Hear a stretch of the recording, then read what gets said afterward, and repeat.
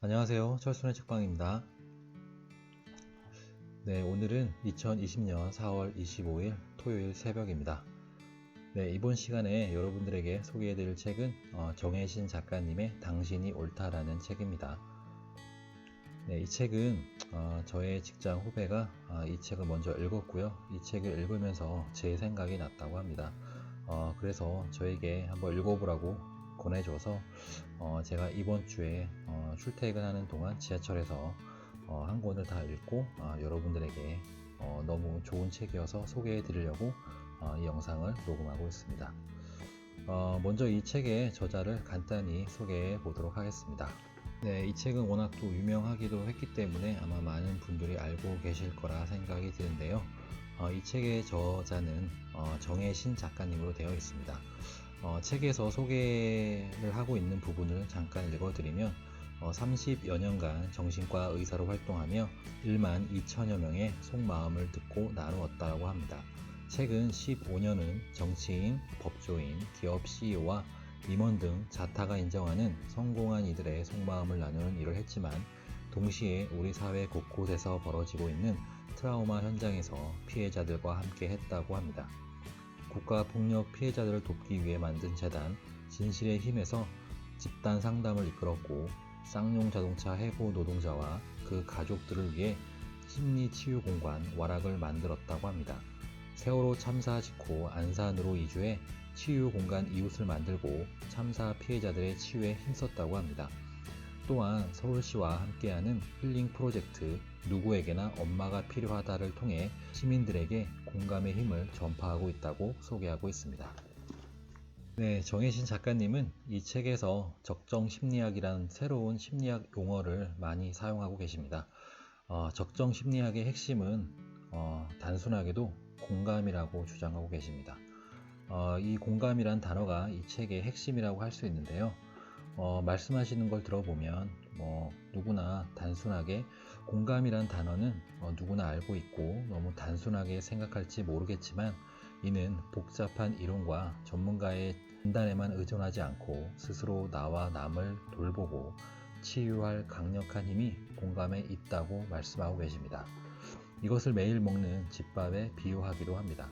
이 책의 핵심이기도 한 진정한 공감의 강력함에 대해 여러 가지 경험과 예를 들어서 설명하고 있어서 읽는 내내 저는 가슴이 따뜻해지는 것을 느꼈습니다. 저자는 공감이야말로 어떤 치료제나 전문가의 고스펙 자격증보다 강력하게 사람의 마음을 되살리는 힘을 발휘한다고 경험을 근거로 주장합니다. 아울러 사람의 존재 자체에 집중하고 매 감정을 묻는 질문과 지지를 통해 존재의 핵심을 정확하게 자극하는 심리적 CPR이라는 말씀도 자주 하고 계십니다.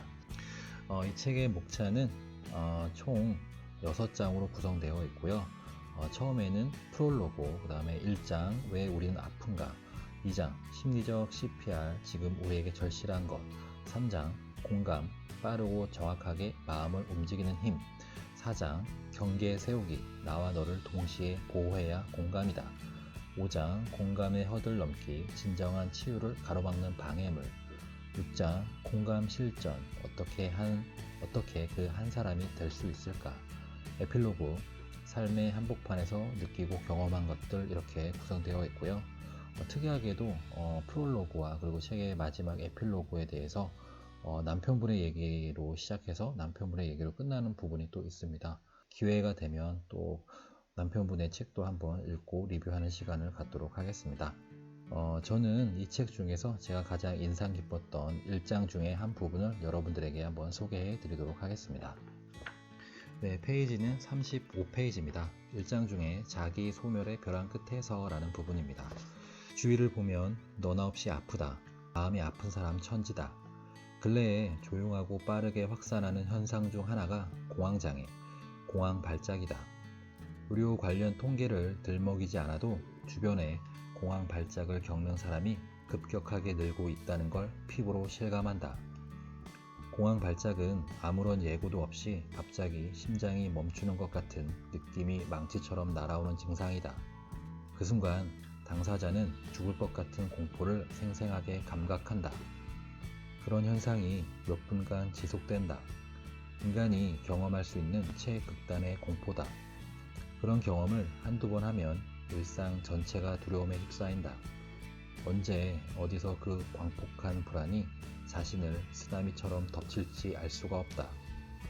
예측할 수 없으니 대비할 수 없고, 대비할 수 없으니 불안은 더욱 증폭된다.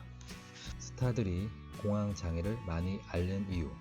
정상급 연예인 중에서 공황장애를 고백하는 경우가 적지 않다. 이해하기 어려울 수도 있다. 팬들에게 그들은 선망의 대상이자 꿈을 이룬 사람들이다. 안티팬도 있겠지만 그보다 압도적으로 많은 호감 팬들의 관심과 애정을 받고 있으니 대중의 사랑을 받아야 하는 연예인으로서는 최종 목표를 달성하거나 마찬가지다. 정상에 올라 맛보는 개인적 성취감도 만만치 않을 것이다. 주머니까지 두둑하다. 애정 과잉이 골치 아프지 결핍과는 거리가 멀 것 같은 사람들이 왜 공황장애 행렬의 맨 앞줄을 차지하고 있는 걸까? 꿈을 이루지 못한 사람의 좌절은 이해할 수 있지만 꿈을 이룬 사람의 좌절은 도대체 무엇일까? 꿈을 이뤄도 좌절하고 못 이뤄도 좌절을 피할 수 없다면 꿈의 실현 여부와 좌절은 상관이 없다는 말인가? 스타들이 겪는 공황장애의 근원을 살펴보면 지금 여기를 사는 우리들이 왜 이렇게 아픈지에 대한 중요한 단서를 발견할 수 있다. 스타들의 공황장애에는 우리 내면을 가늠하는 리트머스 시험지라고 할 수 있다. 많은 이의 욕망이 한 곳에 집결한 교차로가 있다면 그 교차로 한가운데서 자리 잡기에 성공한 사람이 바로 스타들이다. 스타의 삶 속에는 우리 내면의 욕구와 욕망의 풍경이 그대로 압축되어 있다. 병든 장기 전체를 일일이 확인하지 않아도 몸속에 바늘을 밀어넣어 장기 조직을 조금만 떼어내 현미경으로 보면 그 사람이 지금 어떤 병에 걸렸는지, 병이 얼마나 진행됐는지, 병의 예후는 어떨지 등을 정확하게 알 수 있다. 마찬가지로 스타의 삶 일부를 떼어 심리적 현미경으로 보면 그 속에서 우리들 삶의 내밀한 모습들이 보인다. 거칠게 분류하면 스타는 두 종류다. 애초부터 대중이 원하는 방향으로 기획돼 세상에 나오는 스타가 있고 자기 방식으로 나를 표현했을 뿐인데 대중의 폭발적인 환호와 관심을 받아 스타가 되는 이도 있다. 하고 싶은 대로 했을 뿐이고 내가 생각하는 방식이 원래 그런 것 뿐인데 독특하다고 주목받으며 인기를 누리게 되는 것이다. 나를 표현하는 건 나에게 숨쉬듯 자연스럽고 특별한 것도 없는 일인데 말이다.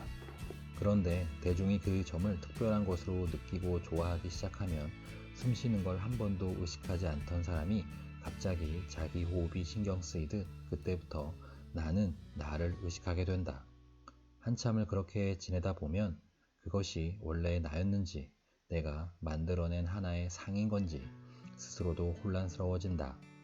애초에 대중의 욕구와 취향에 맞춰 기획된 스타는 물론이고 출발선이 달랐던 스타들까지도 그런 의식에서 자유롭기 어렵다. 나는 나를 의심하고 추궁한다. 나는 진짜 나인 것인가? 스타란 너의 취향에 나를 온전히 맞추는 사람만이 살아남는 생태계에서 최종적으로 살아남은 생존자다. 나를 너에게 맞추는 폭이 고도로 발달한 사람만이 도달할 수 있는 경지다. 다르게 표현하면 스타가 누리는 지위와 힘은 빼어난 재능과 고도의 촉을 바탕으로 자기 소멸의 경지에 다다른 이가 누리는 화려한 보상이다. 그게 스타의 본질이다. 일시적이고 그런 삶에서 벗어날 수는 있지만 스타라면 그런 삶에서 지속적으로 벗어날 수 없다. 그래서 스타는 화려하게 시든 꽃 같다. 스타가 가장 완벽하게 빛나는 순간은 나를 너에게 완벽하게 맞추었을 때다. 내가 온전히 너의 욕망 그 자체일 때, 내가 나를 주장하지 않을 때, 나가 사라졌을 때다. 나를 주장하는 모습이 가능할 때도 있다. 10,000원 안에서 물쓰듯 써도 좋다는 호의처럼 너가 자주 주장하는 나를 근사하게 바라봐주는 범위에 한해서다. 온전히 나이려고 하면 스타의 자격은 몰수당한다. 스타로서의 수명은 그곳으로 끝난다. 최소한 그 생태계에서는 추방된다. 너의 욕망에 반하기 때문이다. 그런 측면에서 스타의 삶은 우리 삶의 완전한 축소판이다. 일상에서 누군가의 기대와 욕구에 맞춰 끊임없이 나를 지워간다는 측면에서도 그렇고 자기 소멸의 벼랑 끝에서 SOS를 치는 삶을 살고 있다는 측면에서도 그렇다. 해외 명품 브랜드 매장에서 일하는 한 매니저는 출근과 동시에 자기 이름이 아닌 영문 이름 마이클로 자신을 설정하고 마이클로 일과를 시작한다. 업무 중 수시로 받는 무시와 모욕을 본래의 나가 아닌 마이클이 받는 것으로 간주한다. 그는 공과 사를 분리하는 프로의식에 투철한 사람이라고 스스로를 믿었지만 어느 날 출근길에 가슴을 움켜쥐고 응급실로 실려갔다. 계속해서 내 삶이 나와 멀어질수록 위험하다 읽어드리도록 하겠습니다. 나가 흐트러지면 반드시 병든다. 마음의 영역에선 그게 팩트다. 공황 발작은 자기 소멸의 벼랑 끝에 몰린 사람이 버둥거리며 보내는 모르스고 같은 급전이다. 내가 희미해지고 있어요. 거의 다 지워진 것 같아요. 라는 앞말마다 공황 발작의 원인을 생물학적 요인 중심으로 판단하면 증상을 없애기 위해 약물 치료에 보다 치중하겠지만 그러다 보면 공황 발작이 의미하는 개인의 심리적 상태에 대한 집중과 해결은 놓치기 쉽다.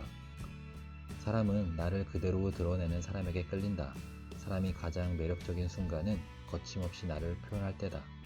모든 아기가 아름다운 것도 그 때문이다. 스타로서의 성공도 매력적인 나일 때, 독특한 내 스타일을 그대로 드러낼 때 가능한 것처럼 보이지만 실은 너의 욕망에 완벽하게 맞춰 움직이는 나로 살아갈 때만 가능하다. 스타는 어느 순간 자신이 가진 막대한 자산이 전부 너의 이름으로 되어 있다는 걸 알게 된다. 지금은 마음껏 인출해서 쓸 수 있지만 너의 눈밖에 벗어나는 순간부터 한 푼도 인출할 수 없으며 그 즉시 천둥 벌거숭이로 겨울 벌판에 버려지는 신세가 된다는 걸 깨닫게 된다. 인기 절정의 연예인도 결정적 실수나 악성 댓글 한 번에 그간의 모든 환호가 손가락 사이로 빠져나가는 모래알이 된다. 하루에 1000통 넘게 오던 팬레터가 거짓말처럼 한 통도 오지 않는 충격적인 경험을 한다. 그야말로 썰물처럼 빠져나간다. 그럴 때 스타는 인기나 사람을 믿으면 안 되는구나를 생생하게 실감한다. 그걸 뼛속에 새긴다. 지금의 인기가 아무리 높아도 악착같이 돈을 모으려 하고 훗날을 위해 따로 무엇이라도 도모하려 한다. 삶에 대한 스타들의 인식은 스타가 되기 전과 달라진다. 좋은 쪽으로가 아니다. 그들에게 사람은 공포에 가까운 존재가 되고 그 공포는 내면화가 된다. 그런 공포를 이기기 위해 더욱 너에 충실해지려 한다. 계속적으로 너가 원하는 것이 무엇인지 집중할 수밖에 없다. 그것이 나의 욕구이고 내 삶이라고 합리화할 수 있어야 한다. 그렇게 믿어지지 않으면 내 삶을 유지하지 못한다. 공포를 극복하기 어렵다. 줄타기 같은 삶을 시작한다. 나와 너가 순간순간 겨루다가 서서히 나를 지워나가기로 한다. 그렇게 자기 소멸의 길로 접어들며 병이 든다. 스타가 아니더라도 부모나 배우자의 강력한 기대에 부응하는 것 자체를 자기 삶으로 받아들이며 사는 사람들, 즉 주어진 역할에 헌신하는 것이 자기 삶이라고 믿어 의심치 않고 살아가는 사람의 삶은 스타들이 겪는 공황장애 삶의 원리와 매우 닮아있다. 나와 내 옆에 있는 사람에게 흔히 볼 수 있는 우리의 삶의 풍경이다. 자기 성이 소거된 채 부모의 기대나 사회적 역할, 가치 등에 전적으로 기대어 살아가던 사람은 절대적 의존 대상이던 그 부모나 배우자와 이별하거나 절대적인 내 역할이라고 믿어 의심치 않던 일이 없어지거나 그 가치가 질 잃을 때 공황 발작을 경험할 수 있다. 예견된 수순이다. 공황 발작은 곧 심장이 멎어질 것 같지만 절대 멎지 않으며 죽을 것 같은 느낌이 생생하지만 물리적으로는 절대 죽지 않는 병이다. 공황 발작 자체로 사람이 죽지는 않지만 자기 소멸의 끝에서 탈진한 사람이 스스로 자기 삶을 거둬들이는 경우는 꽤 있다. 심장이 약해서 죽는 것이 아니라 나를 지워가며 살던 삶의 끝자락에서 더없이 기진맥진해져서 생 전체에서 마침내 손을 놓아버리게 되는 것이다. 누구든 내 삶이 나와 멀어질수록 위험해진다. 네, 이렇게 해서 첫 장의 일부분을 읽어드렸습니다. 이 책은 사람의 마음에 대한 공감과 치유법을 아주 정밀하고 세심하게 담고 있다고 느꼈습니다. 정형화된 사례에 의존하는 기존의 심리학 책과는 달리 풍부한 현장 경험과 사례들로 아주 진솔하게 표현하고 쉽게 말씀해 주십니다. 게다가 가정에서나 아니면 직장에서 아니면 사회에서 상처를 입었을 때 이 책은 당신을 위로해 줄 수 있고 당신을 치유할 수 있다고 저는 그런 생각이 들었습니다. 현재 우리 사회의 진정한 공감의 중요성과 그의 강력함을 잘 전달하는 책, 정혜신 작가님의 당신이 옳다였습니다. 네, 오늘 철순의 책방 영상은 모두 마치겠고요. 이 영상이 여러분들 삶에 작게나마 도움이 되셨다면 좋아요와 구독 부탁드리겠습니다. 감사합니다. 철순의 책방이었습니다.